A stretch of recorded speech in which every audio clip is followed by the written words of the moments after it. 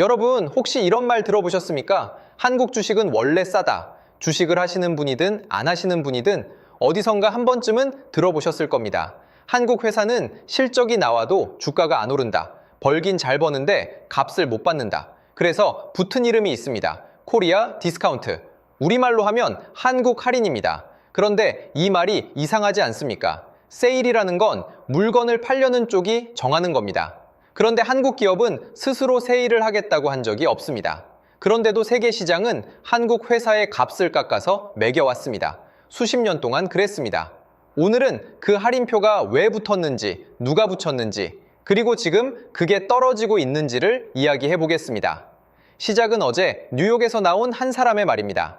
미국 뉴욕 월스트리트에 파미 콰디르라는 투자자가 있습니다. 올해 36살입니다. 사프켓 센티넬이라는 회사를 만든 사람입니다. 이 사람에게는 별명이 하나 붙어 있습니다. 암살자, 영어로 디어세신입니다. 왜 이런 무서운 별명이 붙었을까요? 이 사람이 하는 일이 공매도이기 때문입니다.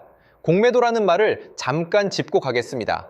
보통 주식 투자는 싸게 사서 비싸게 파는 겁니다. 공매도는 반대입니다. 남의 주식을 빌려서 먼저 팔아놓고 값이 떨어지면 싸게 사서 갚습니다. 값이 내려가야 돈을 버는 방식입니다. 그러니까 이 사람은 세계 곳곳의 기업을 뒤져서 겉으로는 멀쩡해 보이는데 속이 비어 있는 회사를 찾아냅니다. 회계장부를 뜯어보고 숫자가 앞뒤가 안 맞는 지점을 찾아내고 그 회사 주식이 떨어지는 쪽에 돈을 겁니다. 실제로 그렇게 무너진 회사들이 있습니다. 그래서 암살자입니다. 이런 사람이 한국을 들여다봤습니다. 그리고 어제 국내 언론과의 인터뷰에서 한 이야기가 지금 시장을 흔들고 있습니다. 기자가 먼저 물었습니다. 한국 반도체 주식 지금 싼 것 아니냐? 삼성전자와 SK하이닉스가 최근에 많이 빠졌는데 이 정도면 저평가 아니냐? 콰디르의 대답은 이랬습니다. 고평가도 아니지만 결코 저평가라고 볼 수도 없다. 그리고 한마디를 덧붙입니다. 이 두 종목은 한국 증시에서 코리아 디스카운트가 가장 적게 반영된 종목이다. 이 말을 조금 풀어보겠습니다. 삼성전자와 SK하이닉스는 한국에서 가장 많은 애널리스트가 분석하고 가장 많은 외국인이 들고 있고 가장 많은 개인이 보고 있는 회사입니다. 전 세계 투자자가 하루 종일 들여다보는 종목입니다. 그러니까 값이 이미 촘촘하게 매겨져 있다는 겁니다. 숨은 값이 남아있을 자리가 별로 없다는 뜻입니다. 그러면 최근에 왜 그렇게 빠졌느냐? 이 사람은 세 가지를 짚었습니다. 첫째, 들고 있는 사람이 바뀌었다. 외국인과 기관이 팔고 나간 자리를 개인이 받았습니다. 사는 사람의 성격이 바뀌면 주가가 흔들리는 폭도 달라집니다. 둘째, SK하이닉스가 미국 나스닥에 주식예탁 증서를 상장하면서 차익을 실현한 자금이 나왔습니다. 셋째, 이게 제일 중요한데 반도체가 경기를 타는 산업이라는 사실을 사람들이 잠깐 잊었다는 겁니다. 반도체는 좋을 때와 나쁠 때가 파도처럼 오갑니다. 좋은 시절이 길어지면 사람들은 이번엔 다르다고 생각합니다. 그런데 파도는 늘 돌아옵니다. 여기까지는 그럴 수 있습니다. 문제는 그 다음 질문입니다. 그러면 당신은 한국에서 무엇을 보고 있느냐? 콰디르가 말한 조건은 이렇습니다. 주가 순자산 비율이 1배가 안 되는 회사. 그런데 현금은 꾸준히 벌고 있는 회사. 빚을 갚고도 남는 현금과 공장, 땅 같은 실물 자산이 두둑한 회사. 그리고 자기 회사 주식을 많이 사서 쥐고 있는 회사. 여기서 낯선 말이 하나 나옵니다. 주가 순자산 비율. 영어 약자로 PBR이라고 부릅니다. 어렵게 들리지만 뜻은 아주 간단합니다. 회사를 오늘 문 닫고 공장 팔고 땅 팔고 재고 팔고 빚 다 갚고 남는 돈. 그게 순자산입니다. 장부에 적힌 회사의 알맹이입니다. 그 알맹이가 100억 원인 회사가 있다고 해봅시다. 그런데 이 회사 주식을 전부 사려면 80억 원이면 됩니다. 그러면 PBR의 0.8배입니다. 이게 무슨 상황입니까? 100억이 든 금고를 80억에 사는 겁니다. 금고를 사서 열기만 하면 20억이 남습니다. 상식적으로는 있을 수 없는 일입니다. 그런데 한국 증시에서는 이게 예외가 아닙니다. 숫자를 보겠습니다. 코스피 상장사 가운데 PBR의 1배가 안 되는 회사의 비중 68%입니다. 10곳 중 거의 7곳입니다. 같은 기준으로 미국 S&P 500은 2%가 안 됩니다. 100곳 중 2곳이 될까 말까 합니다. 대만과 일본은 20% 정도입니다. 정리하면 이렇습니다. 미국은 100곳 중 2곳, 일본과 대만은 5곳 중 1곳, 한국은 10곳 중 7곳이 장부에 적힌 값보다 싸게 팔리고 있습니다. 한두 회사의 문제가 아닙니다. 시장 전체의 값이 그렇게 매겨져 있는 겁니다. 그러면 질문이 하나로 모입니다. 왜 한국만 이렇게 됐습니까? 여기서 한 가지는 분명히 구분하고 가야 합니다. 싸다는 말과 싸게 취급받는다는 말은 다릅니다. 싸다는 것은 물건에 비해 값이 낮다는 뜻입니다. 좋은 물건인데 값이 덜 매겨져 있으면 언젠가 제자리를 찾습니다. 그런데 싸게 취급받는다는 것은 다릅니다. 물건이 문제가 아니라 그 물건을 다루는 방식에 값이 매겨진 겁니다. 예를 들어 보겠습니다. 똑같은 아파트가 2채 있습니다. 층도 같고 크기도 같고 상태도 같습니다. 그런데 한 채는 등기가 깨끗하고 다른 한 채는 소유 관계가 복잡하게 얽혀 있어서 언제 내 이름으로 넘어올지 알 수 없습니다. 2채의 값이 같겠습니까? 같을 수 없습니다. 집이 나빠서가 아닙니다. 권리가 불확실해서 값이 깎이는 겁니다. 한국 증시에 붙은 할인표가 정확히 이 종류였습니다. 그래서 이 문제는 실적으로 풀리지 않습니다. 아무리 수출을 잘하고 이익을 내도 그 이익이 주주에게 도착하는 경로가 불확실하면 값은 그대로입니다. 지난 20년 동안 우리 기업의 실적은 크게 늘었는데도 시장 전체의 값이 좀처럼 오르지 않았던 이유가 여기 있습니다. 쿼디르가 인터뷰에서 짚은 첫 번째 이유는 지배 구조입니다. 한국의 대형 상장사 가운데 90% 이상이 지분 40% 이상을 쥔 대주주가 지배하고 있습니다. 이게 왜 값을 깎을까요? 아까 금고 이야기로 돌아가 봅시다. 100억이 든 금고를 80억에 산다고 했습니다. 그런데 조건이 하나 붙습니다. 금고 열쇠는 다른 사람이 갖고 있고 그 사람이 열어 주기 전에는 열 수 없습니다. 언제 열어줄지도 정해져 있지 않습니다. 어쩌면 평생 안 열어줄 수도 있습니다. 그러면 여러분은 그 금고에 얼마를 내시겠습니까? 80억도 비싸게 느껴질 겁니다. 60억, 50억으로 내려가겠지요. 주식으로 바꿔 말하면 이렇습니다. 회사가 돈을 벌어도 그 돈이 주주에게 오는 통로가 좁으면 시장은 그 회사의 값을 깎아서 매깁니다. 회사가 나쁘다는 뜻이 아닙니다. 열쇠가 내 손에 없다는 사실에 값을 매기는 겁니다. 그게 코리아 디스카운트의 첫 번째 정체입니다. 두 번째 이유는 조금 뜻밖입니다. 상속세입니다. 한국의 상속세 최고 세율은 60%입니다. 여기서 아주 이상한 일이 생깁니다. 회사를 물려주려는 대주주 입장에서 생각해 보겠습니다. 상속세는 물려줄 시점의 주식 가격을 기준으로 매겨집니다. 주가가 높으면 세금도 높아집니다. 주가가 2배가 되면 내야 할 세금도 2배가 됩니다. 그러면 승계를 앞둔 회사의 대주주에게 높은 주가는 좋기만 한 걸까요? 그렇지 않을 수 있습니다. 세금, 고지서가 같이 커지기 때문입니다. 물론 모든 회사가 그렇다는 뜻은 아닙니다. 주가를 올리려고 애쓰는 회사도 많습니다. 다만 시장에는 이런 의심이 오래 깔려 있었습니다. 저 회사는 지금 주가가 오르기를 바라지 않을 수도 있다. 그 의심 자체가 값을 깎습니다. 시장은 확신이 없는 곳에는 늘 값을 덜 쳐줍니다. 세 번째는 자사주입니다. 회사가 자기 회사 주식을 사서 갖고 있는 것을 말합니다. 원래 자사주를 사는 건 주주에게 좋은 일입니다. 회사가 시장에서 자기 주식을 사들이면 남아있는 주식 수가 줄어듭니다. 같은 이익을 더 적은 주식이 나눠 갖게 되니까 한 주의 값어치가 올라갑니다. 사서 없애버리는 것, 이걸 소각이라고 합니다. 그런데 한국에서는 오랫동안 다르게 쓰였습니다. 사기만 하고 없애지 않았습니다. 금고에 넣어뒀습니다. 왜 그랬을까요? 금고에 넣어둔 주식은 필요할 때 꺼내 쓸 수 있기 때문입니다. 경영권 다툼이 벌어지면 우호적인 쪽에 넘겨서 내 편 표를 늘릴 수 있습니다. 회사를 쪼갤 때도 요긴하게 쓰였습니다. 그러니까 주주 환원 수단이어야 할 자사주가 경영권 방패로 쓰인 겁니다. 시장은 이것도 셈에 넣습니다. 저 회사가 자사주를 사도 내 몫이 늘어나지는 않겠구나. 그러면 또 값이 깎입니다. 지배구조, 상속세, 자사주. 이 세 가지가 겹쳐서 붙은 가격표가 코리아 디스카운트입니다. 실적이 나빠서 붙은 이름이 아닙니다. 번 돈이 주주에게 오는 길이 막혀 있어서 붙은 이름입니다. 자사주 이야기를 하나 더 붙여야 이해가 됩니다. 물적 분할이라는 말을 들어보셨을 겁니다. 회사 안에 잘 나가는 사업부가 하나 있다고 해봅시다. 그 사업부를 떼어내서 별도의 회사로 만들고 그 회사를 다시 증시에 상장합니다. 회사 입장에서는 돈을 크게 끌어올 수 있는 방법입니다. 그런데 원래 회사의 주주 입장에서 보면 어떻습니까? 내가 그 회사 주식을 산 이유가 바로 그 사업부였는데 그 알맹이가 다른 회사가 되어 따로 나가버립니다. 내 손에 남은 것은 알맹이를 내보낸 껍데기 회사의 주식입니다. 실제로 우리나라에서 이런 일이 여러 번 있었습니다.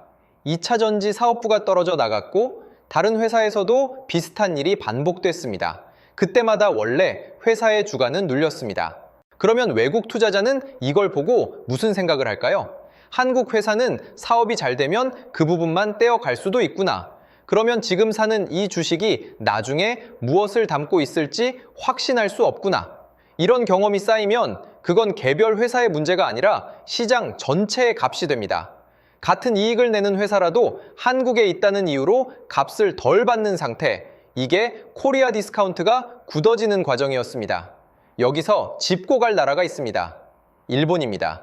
일본도 오랫동안 우리와 비슷한 소리를 들었습니다. 회사에 현금은 쌓여 있는데 쓰지 않는다. 주주에게 돌려주지 않는다. 장부값에도 못 미치는 회사가 널려 있다. 이름도 붙어 있었습니다. 재팬 디스카운트입니다. 그런데 2023년에 도쿄증권거래소가 상장사들에게 요구를 하나 내놓습니다. 주가순자산 비율이 1배가 안 되는 회사는 그 이유와 개선 계획을 내라.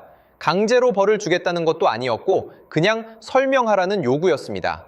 그런데 이게 움직였습니다. 이유를 적어내려면 경영진이 그 숫자를 들여다봐야 합니다. 들여다보면 뭐라도 해야 합니다. 자사주를 사서 없애고 배당을 늘리고 쓰지 않는 자산을 정리하는 회사들이 늘었습니다. 그 뒤 일본 증시는 30년 넘게 넘지 못하던 고점을 넘어섰습니다. 일본이 특별한 기술을 새로 만들어서 그렇게 된 게 아닙니다. 이미 갖고 있던 것을 주주 쪽으로 돌리기 시작했을 뿐입니다. 앞에서 콰디르가 말한 수디자를 다시 떠올려 보시기 바랍니다. 일본은 지금 장부값 미만 회사가 20% 정도입니다. 한국은 68%입니다. 일본이 걸어간 길의 초입에 우리가 지금 서 있는 셈입니다. 여기까지가 지난 수십 년의 이야기입니다. 그런데 올해 그 구조가 실제로 한 군데 무너졌습니다. 2026년 2월 25일 국회 본회의에서 상법 개정안이 통과됐습니다. 핵심은 자사주입니다. 앞으로 회사가 자사주를 사면 원칙적으로 취득한 날부터 1년 안에 소각해야 합니다. 사서 없애야 한다는 겁니다. 임직원 보상이나 우리사주처럼 예외로 인정되는 경우가 있지만 그때도 해마다 주주총회의 승인을 받아 보유와 처분 계획을 내놓아야 합니다. 이미 갖고 있던 자사주는 어떻게 될까요? 시행일부터 6개월의 준비 기간을 주고 그 뒤 1년 안에 처리해야 합니다. 합쳐서 1년 6개월 안에 없애든 팔든 결정을 해야 합니다. 한 줄로 정리하면 이렇습니다. 자사주가 방패에서 환원수단으로 돌아왔습니다. 말로만 그런 게 아닙니다. 올해 1분기가 끝나기도 전에 시장가 기준 20조 원이 넘는 자사주가 실제로 소각됐습니다. 정책이 기대에 머무르지 않고 기업의 행동으로 나타난 겁니다. 20조 원이라는 숫자가 잘 안 잡히실 겁니다. 크기를 한번 가늠해 보겠습니다. 우리나라가 한 해에 걷는 국세가 대략 400조 원 안팎입니다. 20조 원이면 그 20분의 1입니다. 대형 반도체 공장 한 채를 짓는 데 들어가는 돈이 수십조 원 규모라는 점을 생각하면 석 달도 안 되는 사이에 공장 한 채에 맞먹는 규모의 주식이 시장에서 사라진 겁니다. 주식이 사라진다는 말이 낯설 수 있으니 다시 짚겠습니다. 소각은 회사가 자기 주식을 사서 없애는 겁니다. 종이를 태우듯 그 주식이 세상에서 없어집니다. 회사의 크기는 그대로인데 그것을 나눠 갖는 조각의 수가 줄어듭니다. 그러면 남아있는 조각 하나의 값이 올라갑니다. 지금까지 한국 기업들은 그 조각을 사놓고도 없애지 않았습니다. 금고에 넣어두고 필요할 때 꺼낼 카드로 썼습니다. 그 카드가 올해 법으로 막혔고 그 결과가 석 달 만에 20조 원입니다. 그러면 값은 움직였을까요? 코스피의 주가순자산 비율은 1.3배까지 올라왔습니다. 한때 1배도 안 되던 시장이 장부값 위로 올라선 겁니다. 다만 여기서 정직하게 말씀드려야 할 것이 있습니다. 세계 시장의 평균은 2.3배입니다. 아직 한참 남아 있습니다. 할인표가 떨어진 게 아니라 조금 작아진 단계입니다. 이 대목이 중요합니다. 끝났다고 말하기에는 이릅니다. 앞에서 본 세 가지 중에 실제로 손댄 것은 자사주 하나입니다. 지배구조와 세금 문제는 그대로 남아 있습니다. 이제 처음의 질문으로 돌아가 보겠습니다. 월가의 공매도 투자자가 한국에서 찾고 있다는 회사, 그 정체는 무엇일까요? 그는 특정 회사 이름을 말하지 않았습니다. 조건만 말했습니다. 장부보다 싸고 현금을 꾸준히 벌고 자산이 두둑하고 자사주를 많이 들고 있는 회사. 이 네 가지 조건을 하나로 묶으면 어떤 그림이 됩니까? 자사주 소각이 의무가 되는 순간 금고에 자사주를 잔뜩 쌓아둔 회사는 그것을 없애야 합니다. 없애면 남은 주식의 값어치가 올라갑니다. 그러니까 그가 찾는 것은 새로 오를 회사가 아닙니다. 이미 갖고 있는데 못 쓰고 있던 것이 법 때문에 쓸 수밖에 없게 된 회사입니다. 값이 떨어지는 쪽에 돈을 걸어온 사람이 한국에서는 반대쪽을 보고 있습니다. 무너질 회사를 찾던 눈으로 지금은 장부 밑에 눌려있던 것을 찾고 있는 겁니다. 여기서 이런 생각이 드실 수 있습니다. 나는 주식을 안 하는데 이게 나와 무슨 상관인가? 상관이 있습니다. 세 가지만 말씀드리겠습니다. 첫째, 국민연금입니다. 우리 국민연금은 국내 주식을 대규모로 들고 있는 최대 투자자 가운데 하나입니다. 한국 주식이 계속 싸게 취급받으면 그 손해는 결국 연금기금의 성적표에 남습니다. 그 기금으로 연금을 받는 사람은 우리입니다. 둘째, 회사가 돈을 구하는 값이 달라집니다. 주가가 제 값을 받는 회사는 새 공장을 짓거나 연구에 돈을 넣을 때 더 싸게 자금을 구합니다. 값이 눌린 회사는 같은 일을 하려고 더 비싼 이자를 물어야 합니다. 그 차이는 결국 일자리와 투자로 이어집니다. 셋째, 우리 돈이 어디로 가느냐의 문제입니다. 국내 증시가 값을 못 받으면 국내 투자자들의 돈도 해외로 나갑니다. 실제로 최근 몇 년 사이 해외 주식으로 나간 개인 자금이 크게 늘었습니다. 우리 회사가 우리 돈으로 크지 못하고 남의 나라 회사가 우리 돈으로 크는 구조가 됩니다. 그래서 증시의 값은 투자하는 사람만의 문제가 아닙니다. 우리 경제가 스스로를 얼마짜리로 평가하고 있느냐의 문제입니다. 앞에서 세 가지 이유를 말씀드렸습니다. 지배구조, 상속세, 자사주. 이 중 자사주 하나는 법으로 정리됐습니다. 남은 두 개는 어떻습니까? 지배구조 쪽에서는 이사가 누구를 위해 일해야 하는가라는 오래된 논쟁이 이어지고 있습니다. 회사를 위해서인가? 주주 전체를 위해서인가? 말장난처럼 들리지만 여기서 물적 분할 같은 일이 벌어질 때 소액주주가 보호받는지가 갈립니다. 상속세 쪽은 더 조심스럽습니다. 세율을 낮추면 부자 감세라는 반론이 따라옵니다. 반대로 그대로 두면 승계를 앞둔 회사가 주가를 반기지 않는 구조가 남습니다. 어느 쪽이든 사회적 합의가 필요한 문제이고 하루아침에 끝날 이야기가 아닙니다. 그래서 지금 상황을 정확히 말하면 이렇습니다. 자물쇠의 세 개 중 하나가 풀렸습니다. 시장의 값이 움직인 것도 딱 그만큼입니다. 1바의 아래에서 1.3배로 올라온 것, 그게 자물쇠의 하나의 값입니다. 이 이야기를 저희는 이렇게 봅니다. 코리아 디스카운트는 우리 기업이 못해서 붙은 이름이 아니었습니다. 한국 회사들은 배를 만들고 반도체를 만들고 자동차를 팔아서 세계에서 손꼽히는 실적을 내왔습니다. 그런데 그 돈이 주인에게 도착하는 길이 좁았습니다. 시장은 물건을 못 만드는 것보다 돈이 도착하지 않는 것에 훨씬 더 가혹한 값을 매깁니다. 그래서 올해의 변화가 의미가 있습니다. 기술을 하나 더 개발한 게 아니라 번 돈이 지나가는 길을 넓힌 것이기 때문입니다. 길을 넓히는 일은 공장을 짓는 일보다 눈에 안 띕니다. 그런데 시장이 매기는 값은 여기서 갈립니다. 동시에 조심할 것도 분명합니다. 법이 바뀐 첫 해입니다. 소각이 몇 년 이어질지, 지배구조와 세금 문제는 어떻게 될지 아직 답이 나오지 않았습니다. 지금 오른 값에는 앞으로 그렇게 될 것이라는 기대가 섞여 있습니다. 기대는 사실이 아닙니다. 정리하겠습니다. 세계에서 가장 싸게 팔리던 시장이 있었습니다. 10곳 중 7곳이 장부값보다 싸게 팔렸습니다. 물건을 못 만들어서가 아니라 번 돈이 주주에게 오는 길이 막혀 있었기 때문입니다. 올해 그 길 하나가 열렸습니다.